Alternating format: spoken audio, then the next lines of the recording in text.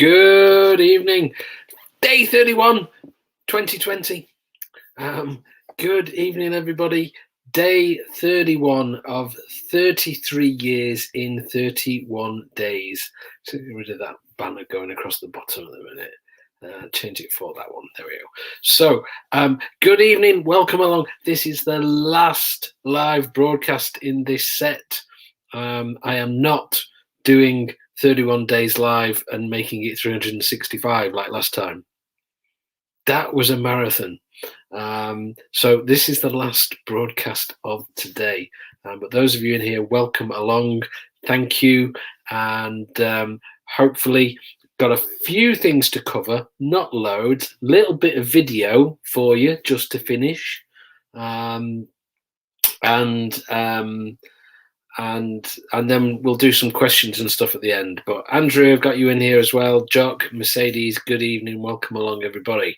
So, 2020. This is essentially my final year in policing because on December the 23rd, I walked out of the door and I've not gone back. I'm still employed. I don't retire until the 17th of February. James, good evening. Welcome along.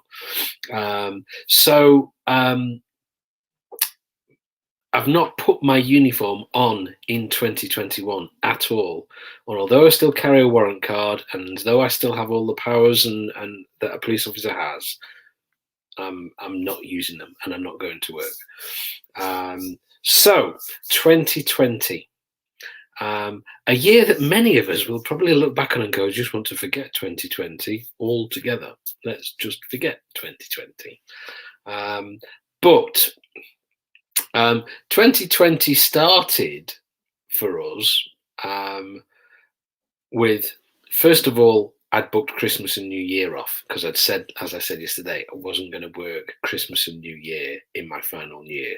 So I booked that time off and started looking at that gap between the beginning of January and mid-February and thinking, I'm never going to have enough leave to cover all that. Anyway. First thing that happens in 2020, I just need to share the screen because I've not done it yet. There'll be a bit of jumping around today with sharing screens, but the first thing that happened in 2020 of any particular note that you'll all be aware of. Oh, hang on a minute. That doesn't make sense. Wait a minute. Let me just get rid of that just for a second, just while I sort something out, just to make sure. Otherwise, it'll all go wrong later. Yeah, that's all completely wrong. So stand by 1 second, people. Just can't get the staff, you see. You can't get the staff.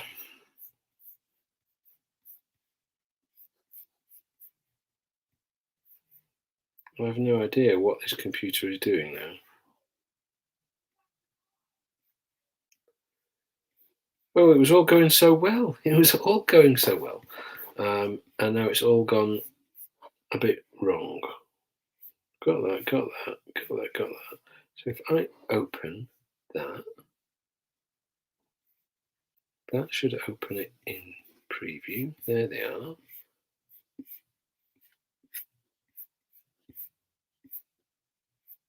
Right, got the 4 pictures there now. So just get rid of that. Gosh. Never do live video. That's all I can say. Right, share the window. There it is. And there she is. At the end of December 2019, having previously had at one point, when we moved into this house in 1999, we had we had 2 Labradors when we moved in, but we got married 3 months later, and my wedding present was a 3rd Labrador. So we had 3 Labradors and no kids. And over a period of years, we gradually lost the dogs and we gained children to the point that we got 3 children and no dogs. But all the kids grew up with dogs in one way or another. But then we've been 8 years without. And my wife was always quite sort of unsympathetic to the idea of another dog. We'd done that. We don't need to do any more, blah, blah, blah, blah, blah. And then in 2019, for some reason, she had a change of heart and she said, wouldn't it be lovely if we had a dog and da da da. And we used to get a regular hit by looking after a friend's dog whenever they went away. She even came on holiday with us. But we talked about it. We looked at rescues. We had all sorts of ideas about what we were going to do. And then a friend of ours was talking to us and said, oh, one of my friends is just having her first litter. They've never done it before, but they're having their first litter. And they're being very careful and doing it all very sensibly. And so, cut a long story short, we looked into it. We went to, we had a photograph of the puppy from when it was born at the beginning of December, and we kept it quiet from the kids. And then what we did, once we'd kept it quiet from the kids, we then, on Christmas Day, they'd opened all the presents and all the rest of it. And then we said, right, now there's another present, but there's something you all need to look at your phones or iPads or whatever. And so they all got their phones out and we sent them an email to all three of them at the same time. And they opened the email and the faces were just like, oh, and tears and all sorts of stuff. We went to see her in the new year. We committed in the new year to say, yes, we're going to have her, but I think we'd already decided. And in February, in 2020, very early in February, she was 7 weeks old. We went and picked her up.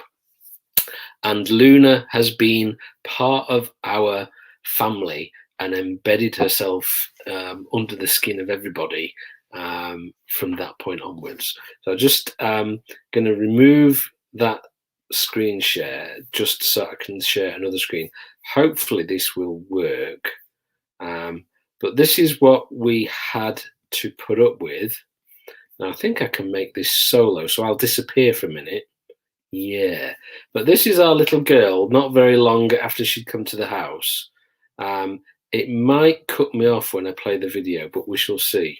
But here we go. Just watch this little girl for 30 seconds.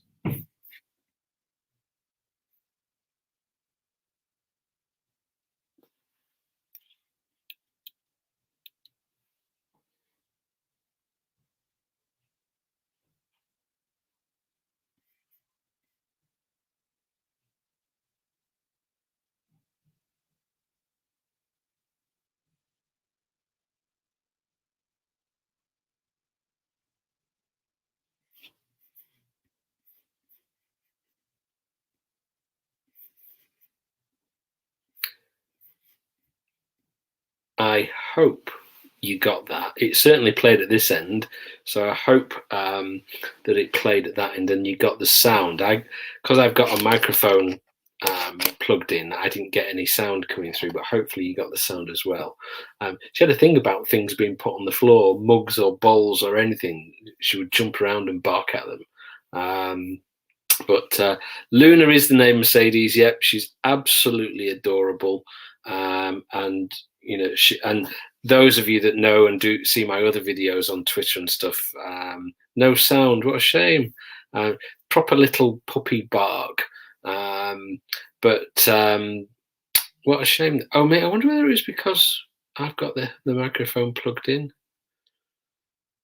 Should we do it again, just as a test? If I pull it out, that the microphone is now out, so you should still be able to hear me. Tell me you can still hear me because I'm on the microphone on the computer now. Is that right? You can hear me all right? Somebody tell me. Right, you can hear me. So let's add this back to the stream. I'll leave myself in the corner this time. We'll play it again and see if you get the sound this time.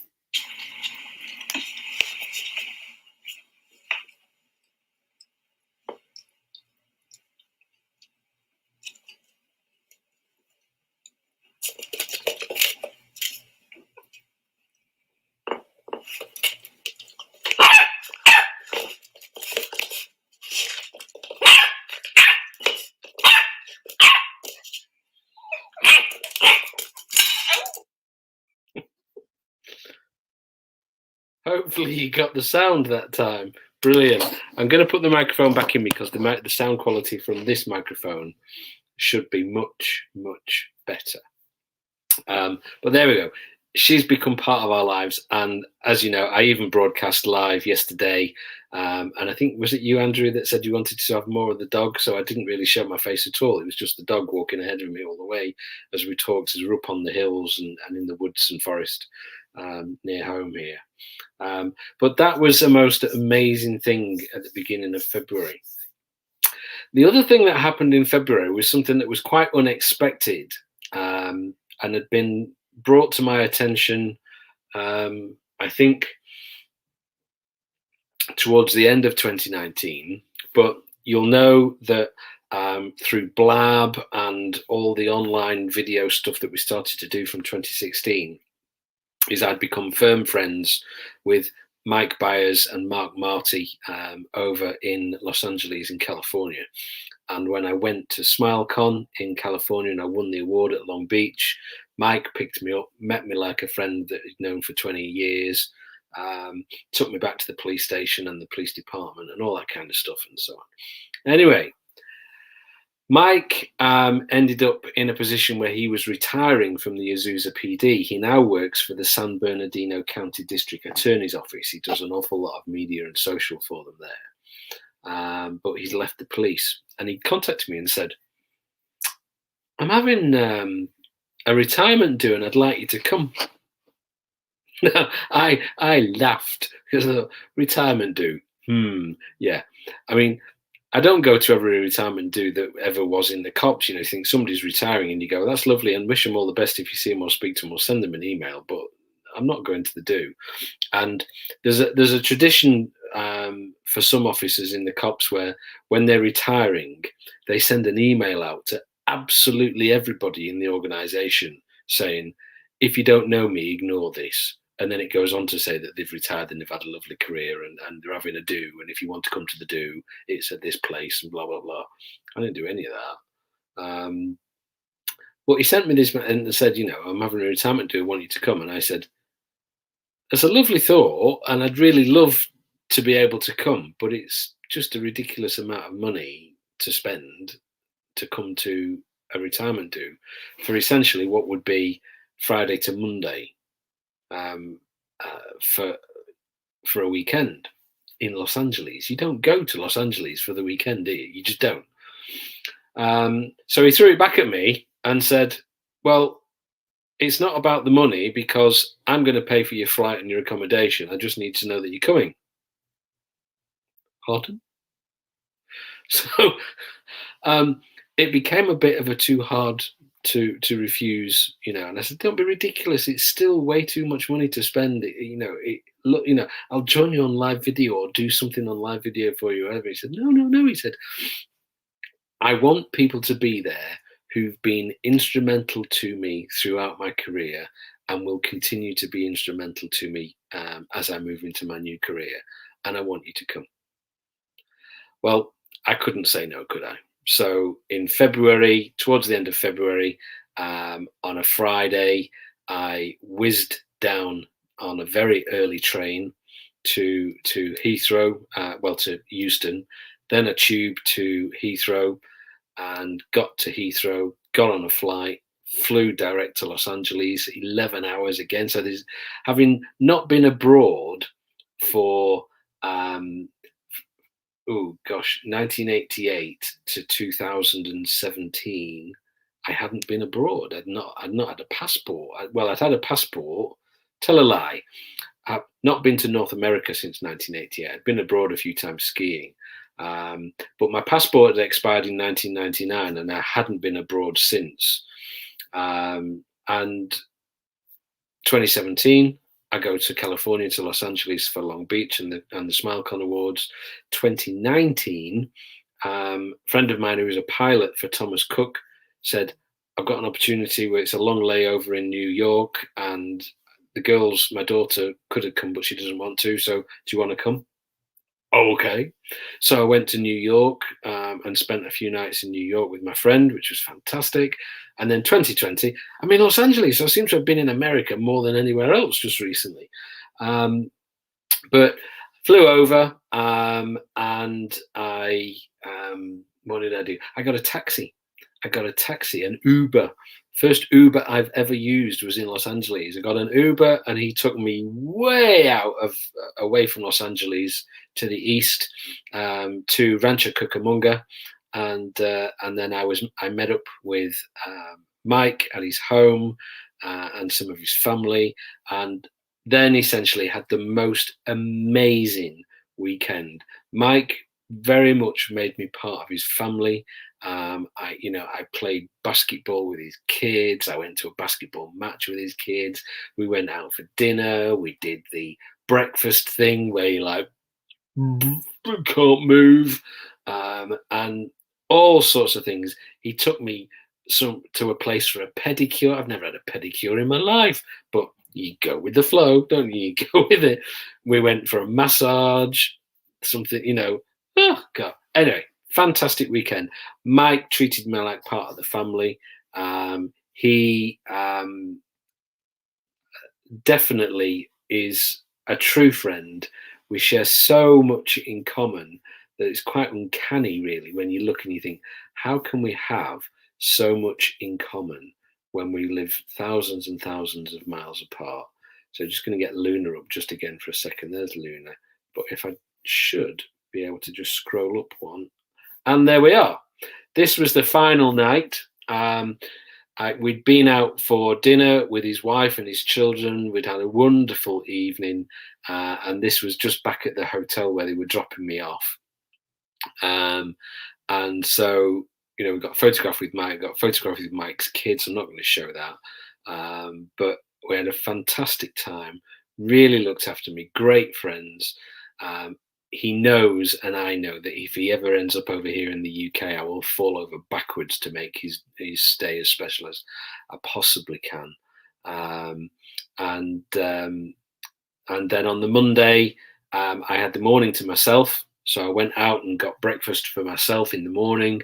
And then he'd arranged for me to get a lift back to LAX from somebody that he used to work with at the Azusa Police Department. Was married to a cop who worked at the airport, and he was going in for 2:00 in the afternoon. I had to check in 2 or 3 hours before my flight, so that all worked. So he arranged a lift for me. So I got a lift off a couple of cops all the way back to LAX, and then I could sit at LAX and have a couple of beers in the piers, and then caught my flight home. Just amazing. And the opportunity, we did talk about New York because I'd been in 2019, and Mike said he'd never actually been. And we talked about arranging for him and his wife to turn up in New York, and me and my wife to turn up in New York, and we'll have a few days in New York. Maybe that will come about when all this COVID nonsense decides to throw the towel in. Who knows? But that was just an amazing thing. Not long after that, I was back at the very tail end of February, and of course, COVID kicked in at that point.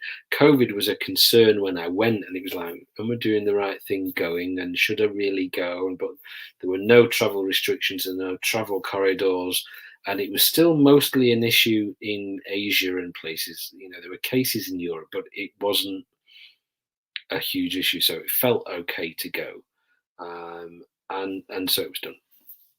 COVID has then kicked in. What a year that's made it. Quite an odd year. But one of the things that I did do in 2020 was I was again invited to be involved with Project Edward. And Project Edward became a completely online event. There were a couple of local bits and pieces that were done, but the road trip that they normally do all week just got cancelled, and it was a virtual thing. But the nice thing is that James has retained ownership of Project Edward, and the vessel that allowed him to promote Project Edward was TISPOL. The vessel that allowed him to promote it this time was the Association of Road Risk Management and Highways England. So he's got some big names behind him now. Project Edward took on a very, very professional feel in 2020, and I was privileged to be part of that, and learn a lot from the other people that were involved. But another huge success, with great reach and engagement figures, and I thoroughly look forward to being invited to be involved in 2021, which, fingers crossed, I will be. So, but Project Edward goes on and on from strength to strength, and I'm delighted that I've been part of that for a number of years now. So Project Edward was September. During September, I also was pushing Blue Light Aware for Gem Motoring Assist as they relaunched their new and revitalized videos. So it's great to be involved with them. So my social work in road safety is starting to pick up all the time, away from the police, which is fantastic. And that is going to take me into future work as I go into retirement, along with the detailing business, which we talked about the other day. So one thing then came up while I was at work, getting people keep coming up to you then at that point saying, how long have you got to go? How long have you got to go? You're not counting the days, are you? Definitely counting the days. But one thing that came up was remembrance came up. And it was a difficult remembrance because COVID was going on and people weren't sure how it was going to be. And it suddenly dawned on me that our local, if I'm not working, or not on shift at the time, even if I'm on lates or nights, I would go to the remembrance service, and I will always go to the remembrance service at my local church, and I go in full uniform, medals, the whole shooting match, because that's something that I've always done, whether I've been a cub or a scout or a cop. You go to, if you've got a uniform and you're part of one of those organizations, you go in uniform. But the local police always turned up, and I was always very proud that the local police from Nantwich always saw fit to come to our church and lay a wreath and be part of, and they don't just come and lay a wreath and clear off. They always came into the service as well and were part of the service. So it's fantastic to see. And I thought, how are they going to do that this year?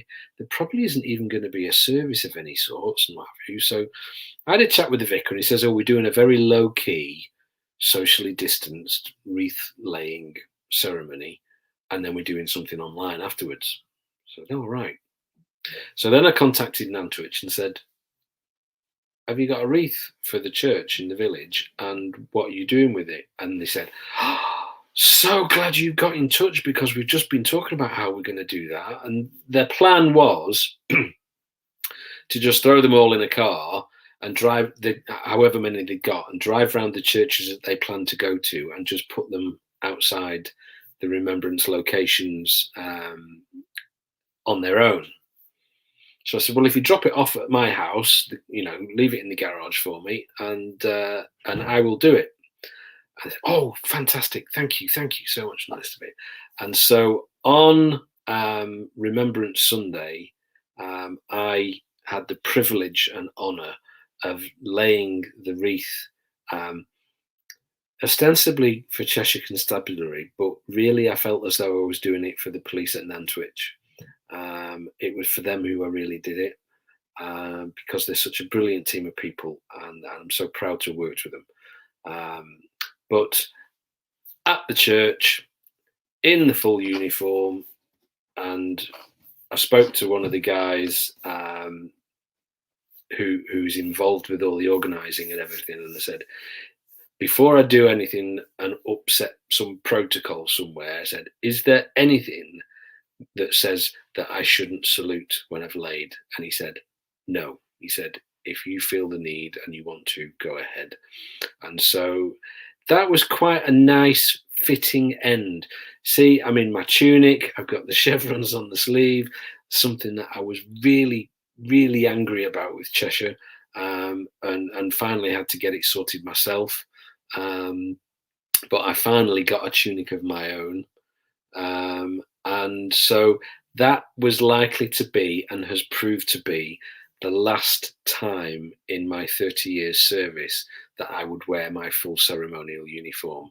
And so to be able to do it laying the wreath on Remembrance Sunday in my own village at my own church was special, beyond words special. Very proud to have been able to have done that.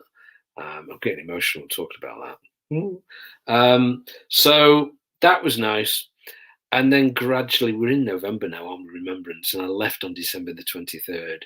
So it's this sort of, you're sort of waiting for the date to come, and it doesn't seem to be coming, and then you suddenly go, shit, it's tomorrow. Quite remarkable. And it was an odd thing to leave, because you're part of the family, and C Block in the control room is this huge family. We've got all the people that take calls, all the people that work the radio, the inspectors and sergeants and stuff that supervise and oversee it, and the police staff supervisors as well. There were a few people who came to see me to say goodbye, because they'd say, I'm not going to see you again now because our shifts don't overlap and all the rest of it. My former inspector, the one that I said the other day was the best inspector I ever had, she came through to see me. She sat down, we had a chat, socially distanced and all the rest of it, talked about the future, talked about her future, and me giving her a kick up the pants again to make sure she carries on pressing towards superintendent, because she deserves it and she can do it. And so on. But then those goodbyes, along with the goodbyes on my final day, were very odd, because in any natural sort of departure from somebody like that, you talk and you do things, and then you reach a natural end point where you shake hands, you have a hug, and say, you take care, God bless, off you go. And he couldn't do it. So there was sort of like an end of the conversation, and then sort of like, well, see you then. Felt like unfinished business. It was very odd leaving. But I have immense pride in that team of people and the work that they do. And they made a cake for me, and they got cards and gifts and all kinds of things. And then they at 4:00 I'd ordered pizza for everybody. I said, I'm just going to order a massive load of pizza and have it delivered, and we can all have pizza together. And they were thrilled with that. I said, don't do a buffet like we normally do. We don't have to do bring and shares. I said, let's not do that. I said, I'll just buy pizza. So I bought a load of pizza, and they all came in from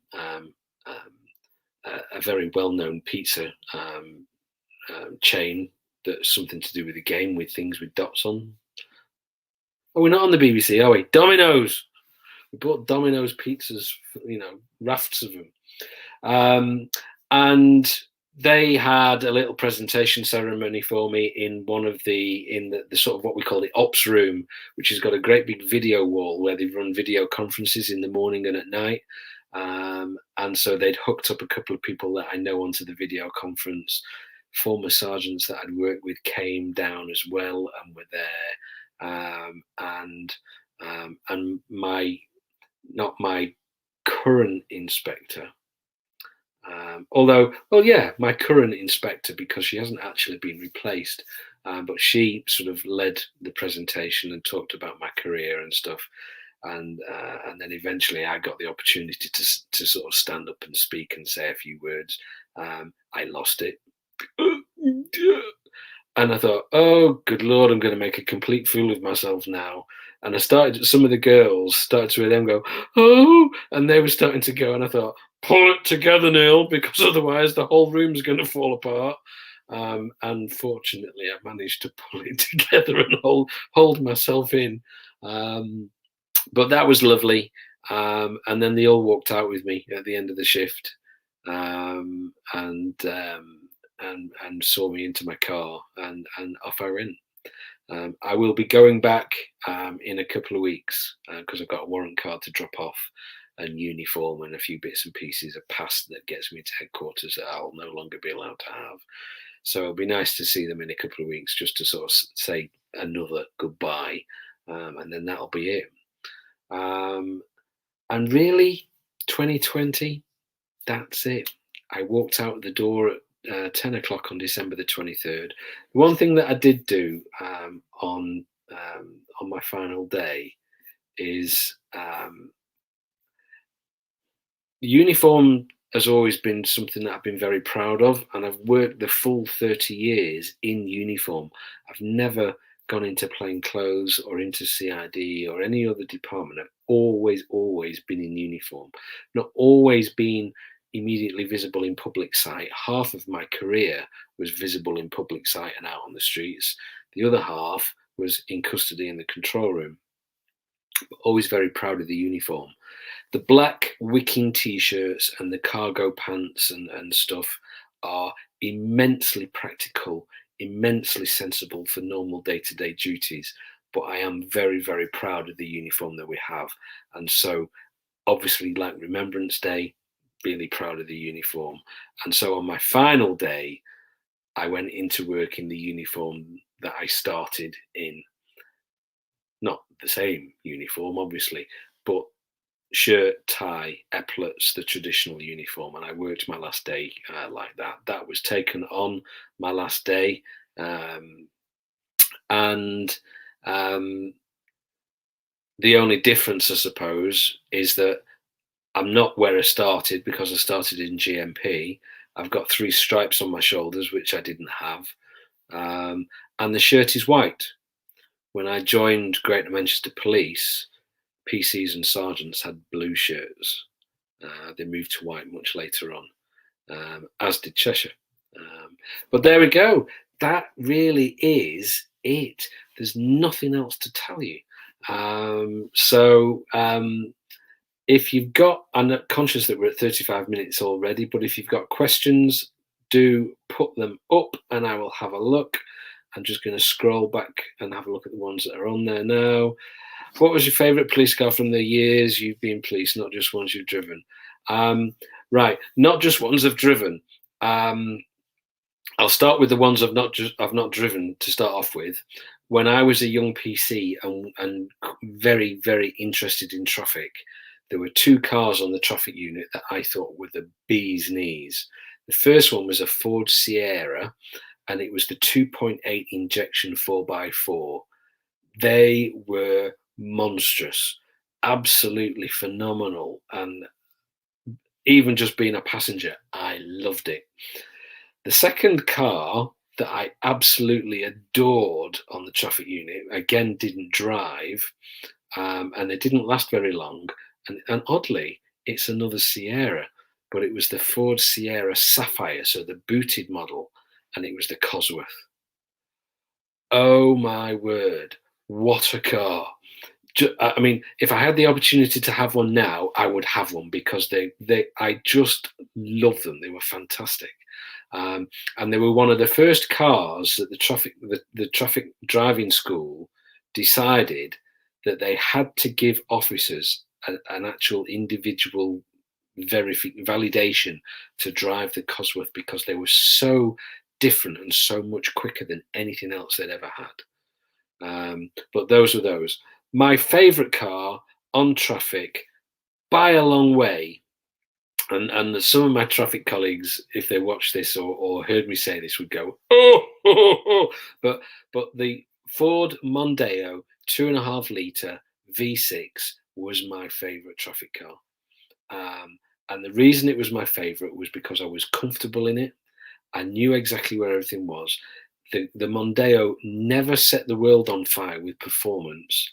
And they weren't massive. They were reliable, but not unbreakable. But what the Mondeo did was that it was predictable. Every time, if you did the same things, it would give you the same outcome every time.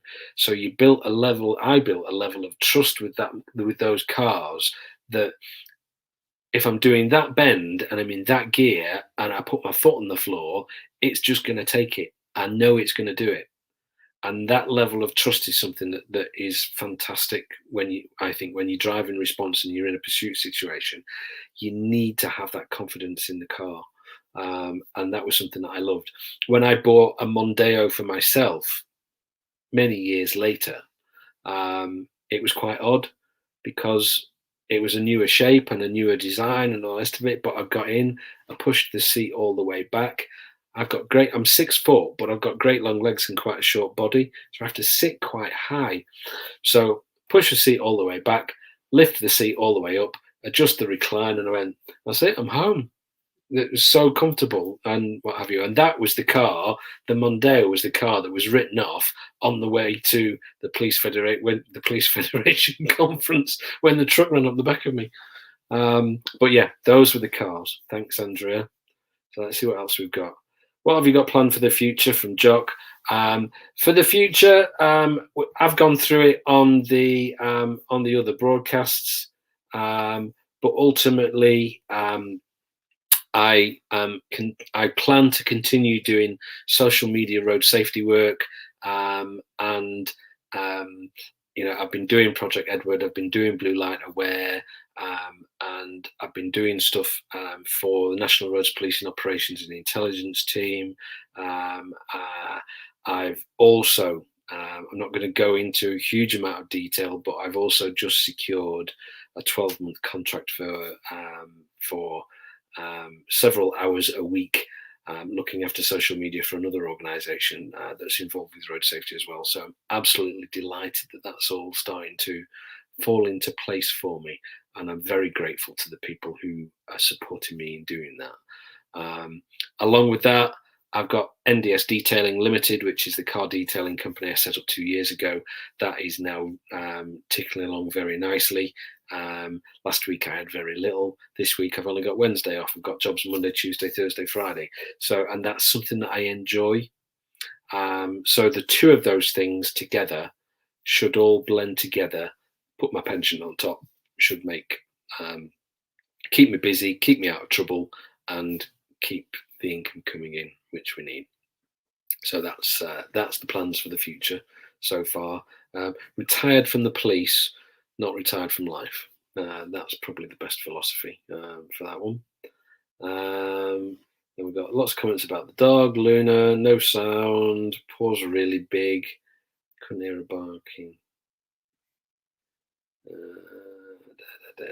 Got the sound. Ruth, yeah, I got to America and back just before the lockdown. I did. Okay, so great photograph.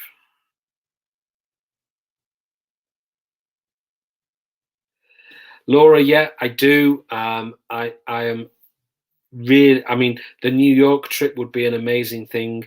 My wife has always wanted to go to New York, and then suddenly I was going in 2019, but I was going on my own with my friend who was the pilot, and then Thomas Cook sort of collapsed and fell apart. I don't know if it was anything to do with me.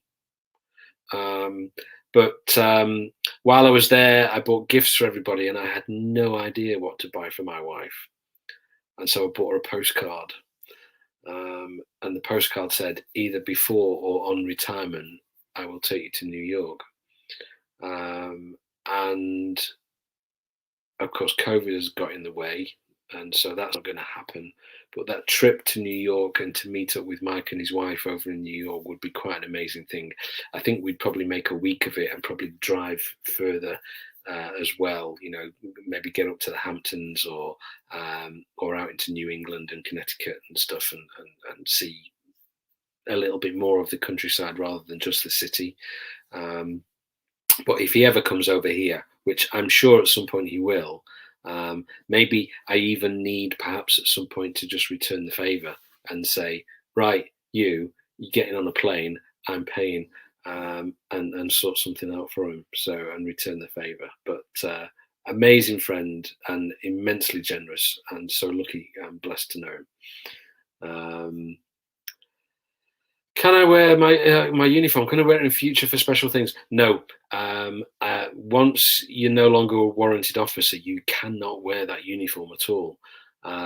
So there'll be no wearing the uniform at all. The only thing that I can wear is my medals.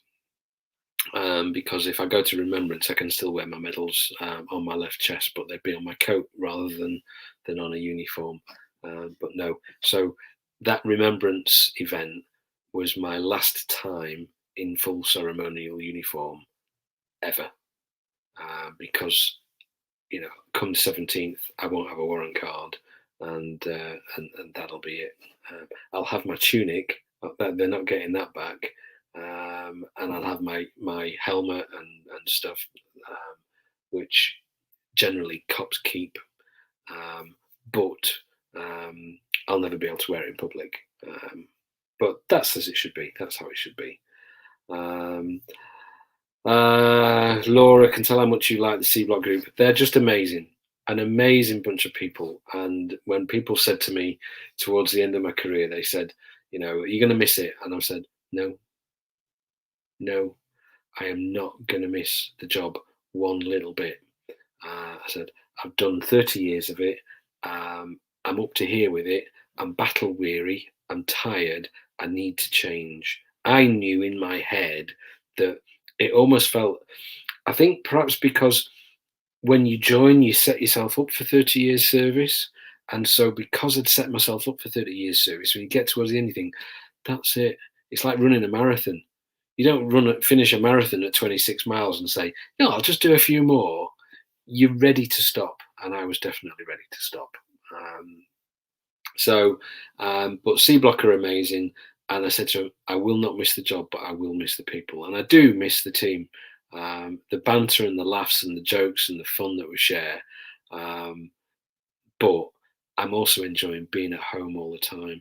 I'm enjoying being in my own bed. Not that I was in somebody else's bed, but but in my own bed every night. And I'm not doing night shifts where I'm getting 4 hours sleep and then waking up and thinking, what am I going to do now? I'm getting 7.5, 8 hours sleep every night. I feel better for it already. So, all good news. Ruth, do you always have the same collar number? Yes, you do, and no, you don't on my career, because you keep the same collar number in force. So I had a collar number in Greater Manchester, and that would have stayed with me until the end of my service. And whether you're a PC, my number was 6346. So I would have that number as a PC. I would have that number as a sergeant. I would have it as an inspector, and all the way through. The only difference is that when you get to inspector, you stop visibly wearing a collar number. And there are a lot of people say, oh, it's a shoulder number. No, it's not. It's not a shoulder number. If you look at the old traditional style police uniforms, they had straight cut collars around here, and the number was on the side there. Hence a collar number. It was on the collar. They had very square, upright collars on their coats, and it was called a collar number. They've migrated to the shoulder, but it's still a collar number. So anybody that says it's a shoulder number is talking through their hat, because it's a collar number. But you keep that number, but you stop wearing it when you get to inspector rank, because you've got pips and they just don't put numbers on as well. But when I transferred to Cheshire, I got a different number, obviously. You don't take it with you. So I got a new number at Cheshire, which was 4725, and that stuck with me as a PC for the very short time I was a PC in Cheshire, and then as a sergeant as well. And the same would apply if you get to inspector. It's just 2 pips. There's no number. But yeah, so that's that one. Let's get rid of that. What do we got? Jock, wishing me all the best for the future. Thank you very much.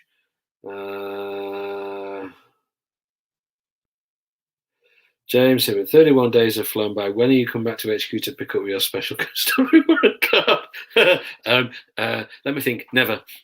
Was that a long enough pause? Was it sufficiently courteous, a length of pause there? But no, never. They've all said to me, oh, we look forward to you coming back in a blue shirt and working in the control room and coming to work with us on the radio and taking some calls and all this. And I said, no.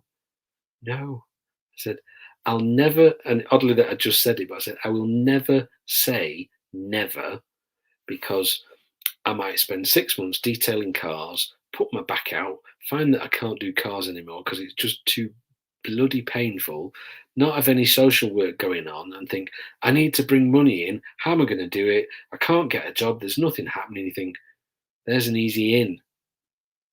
It's an easy in because I know the job upside down, inside out, and back to front, and they can just employ me and give me minimal training and sit me down in a chair and say, get on with it. So I'll never say never because circumstances might dictate at some point that I have to, but I have absolutely no desire to go back working for the police as police staff or as a special constable or anything like that. I feel as though 33 years, they've had their pound of flesh out of me now, and it's time for me to try and capitalize on the knowledge, experience, and skills that I've developed over that time to utilize those into my private and working life beyond the police. So I'll be going back to headquarters in a couple of weeks to drop my warrant card off, and I've got no plans to pick another one up. Let's have a look. What else have we got? New York's a great experience. It was fabulous. It is an amazing city, and we crammed so much into the days that we were there. I mean, we on the day we flew, but then you get there hours before, so we were eventually ferried to the hotel by the bus that takes all the crew and the flight attendants and everybody. And I think by 3 o'clock, something like that, in the afternoon, we were on foot walking across the river and heading towards Central Park. And we did Central Park, and then we got the metro and went down, and we went to the top of the One World Trade Center. That's an amazing experience. We went for sunset, but the sun wasn't really setting. But what it meant was we had daylight to start off with, and then it went dark, and we had all the lights as well. And that's an amazing thing, particularly when they get you off the elevator at the top, and you're in this very small sort of room with a big wall in front of you that they project all sorts of images onto, and they're talking to you about how the building was built and this, that, and the other, and it's amazing sort of projections that almost look 3D. It's a bit weird. And as it finishes, this wall starts to come down, and as it comes down, it opens out the view in front of you, and you go, oh, wow, fantastic. But lots of great memories from there with off there with my friend Jasper. Staten Island Ferry and the Brooklyn Bridge and the USS aircraft carrier that's there. I can't remember its name now. Invincible, maybe USS Invincible, perhaps. We went to Hillsong Church on one of the nights as well, and went and experienced that, which was amazing. We had dinner and lunch, and it's just amazing, and so worth doing. But I felt guilty that my wife was at home. But my wife has always been very pragmatic about stuff like that and said, it's an opportunity you can't turn down. If the tables were reversed, what would you be saying to me? I said, well, I'd be saying, go, enjoy it. Said, exactly. Go and enjoy it. Get on with it. Thank you, Ruth. That's a lovely thing to say. He has been very blessed, and he was looking for work for a while, and then found himself a job, and then COVID hit, and everything ground to a halt. But he is still employed and still working. So he's very, very lucky. But he's a very clever, very talented chap, and he's the training pilot. So he's got to be there in order to make sure that the new pilots and stuff coming through on the flight line are qualified and type rated for the aircraft that they need to use. So he's very, very lucky and very blessed, but a lovely, lovely guy, and I'm proud to call him my friend.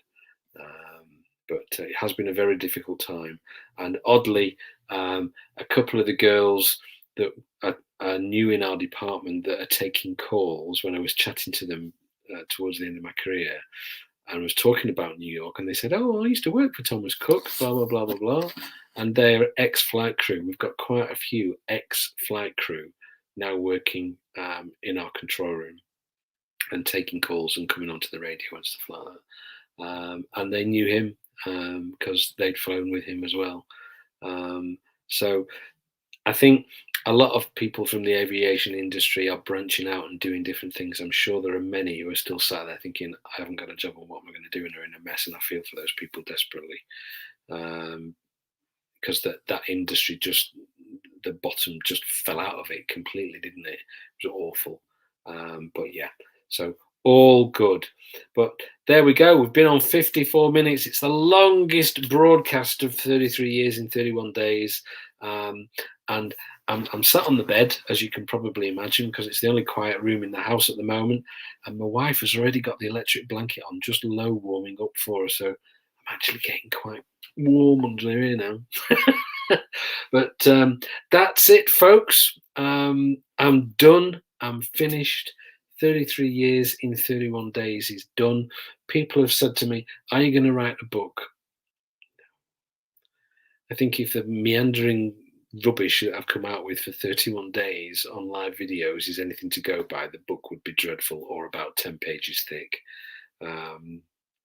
And I think if I was going to write a book, I'd have to think that there was going to be a decent amount of money in it.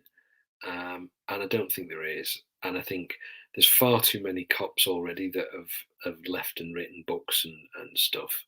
And you think, it's not my bag, it's not my thing. So that's that. So no, I'm not writing a book. This was fits with what I'm about. Social media and live video has been what I've been about since 2016, and social media since 2011. And so this seemed appropriate to do on live video, and just talk about my career, just candidly and openly about how things have gone.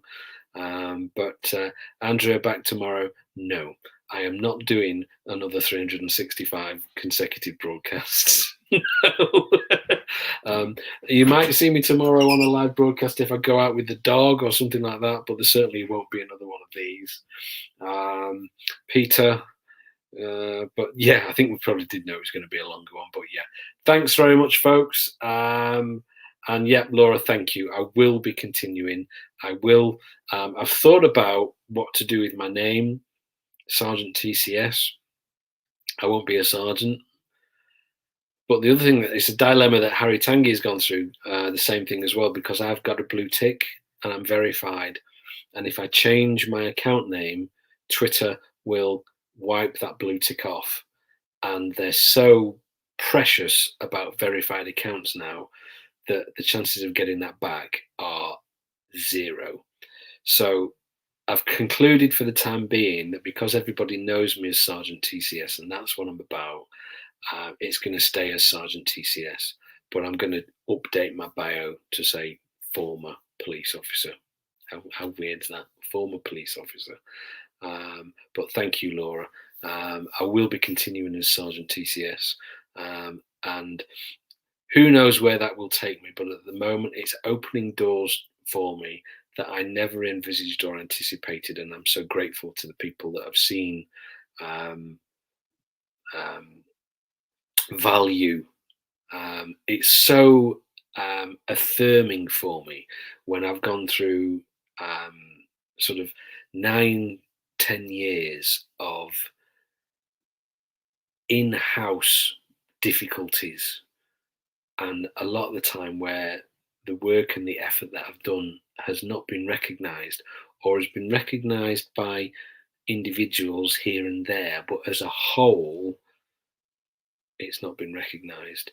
And to have people outside of that organization who are going, you've got some skills, and we recognize those skills, and we recognize the value in that, and we want to employ you to do this, and will you? That's really affirming, and is massively confidence boosting to me, from all those years where you sort of, you've got, on the one hand, people telling you doing something marvelous, and on the other hand, you've got people telling you that you're a rebel, you're a threat, you're a maverick, and you're a loose cannon, and you're a risk to the organisation. But yeah, I will be continuing, and a lot of the activity that I do on social media now will be for other people, but my account will still be there as well. And who knows what we're going to do with Don't Stream and Drive? Still don't know what we're going to do with that. It died with COVID last year. I've not made a decision about 2021 yet. We're still in COVID. It's always traditionally been March, April. Maybe we'll push it to a later date, or maybe I'll just hold, and I might hold until 2022 and do it then. Not sure yet, but we'll see what happens with that, because it needs a bit of a run up. It needs time to organise. I'll have more of that to a degree, but I also want to be careful that I don't overload myself if I'm doing my business and social work as well. I don't want to throw that into me as well and it become a problem. So, but that's all decisions for the future. Don't Stream and Drive will continue, I'm sure, but how, not entirely decided yet. But Andrea, yeah, happy birthday for tomorrow. Andrea's birthday tomorrow. Wish her happy birthday. 21. Don't let anyone tell you otherwise. But yeah, keeping the name. Thank you, Ruth. Take care, and I shall hope to speak to you all soon. Jennifer as well, thank you. Glad to hear you enjoyed it. I'm going to leave it. We're at an hour. That's far, far too long for a live broadcast. Well, it's not, but anyway. Take care, folks. Thank you. Those of you that have dropped in every night, Laura, Ruth, Andrea, Jennifer, so many of you that have been here and commenting every night has just been amazing, and it's reassuring to me to know that if it doesn't matter whether I've got 20,000 Twitter followers and there might only be sort of like a clutch of 15 people who've regularly watched, if it adds value to you and you've enjoyed it and you're happy to listen to me talk a load of old nonsense, well then it's massively important to me. Only talking about Don't Stream and Drive and it not dying. Look, I've got my Don't Stream and Drive hoodie on at the minute. So, but there we go. So take care, folks. Thank you for joining me on 33 years in 31 days. And I'm going to sign off. And it won't be the last video. It won't be the last live video. I could be live tomorrow walking the dog. Who knows? But that's it now. As far as the policing sort of stuff in my career is concerned, it'll now just be me. So my follower numbers should probably start reducing, really. But take care, folks. Have a lovely evening, and I hope to catch up with you all very soon. Cheers. Bye.